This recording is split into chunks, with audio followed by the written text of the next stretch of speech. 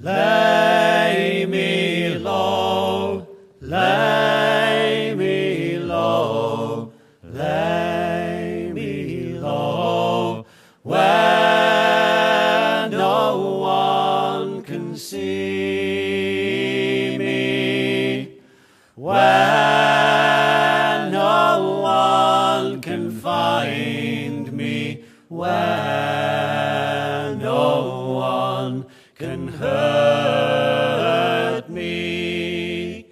Show me the way. 164,030 people enlisted from New South Wales alone. Corowa played a major part in the amount of soldiers sent from New South Wales. Corowa was a small farming town which was the ideal place to collect young, strong soldiers. They had nothing to tie them down except family. Most of them wanted money to help their families' farms and the honour of fighting for their country. William was born in Corowa in the May of 1876. He was a butcher at the time of his enlistment in Rose Hill on the 12th of October 1914. William was placed in the 7th Light Horse Regiment in the 2nd Light Horse Brigade on the 20th of the 12th, 1914, when he embarked from Sydney after 2 months of training. When he got to Gallipoli, he proceeded to join the Middle East Forces on the 15th of May 1915. He was attached to the Divisional Mounted Police along with many others in his regiment.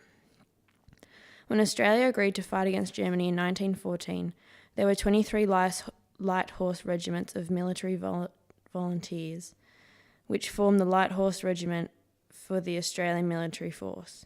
Initially, Australia promised 2,000 men to put into 4 regiments. By the end of the war, Australia had 16 light horse regiments. The light horse eventually became known as the National Arm of Australian Defence. Men from all over the country came to join. They brought their horses and dogs, and after intense medical and riding tests, they entered. They left, and after a change of plans, landed in Egypt for training and remained there once the infantry left for Turkey. Soon afterwards, they too sailed to Turkey, but as infantrymen. Leaving their horses behind might have been a big ordeal due to the close bond the men had with their horses. On the boat ride over, many men spent their time with their horses, which made the bond closer and kept them healthy. A trooper wrote, "We were hoping that in a couple of weeks at the latest, once more mounted, we were keen to gaily along the Gallipoli road to Constantinople.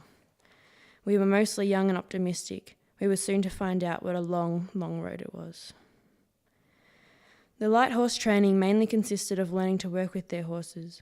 They were taught the commands used on the battlefield and how to get horses to respond to these commands. Another main component of light horse training was establishing a bond with the horse.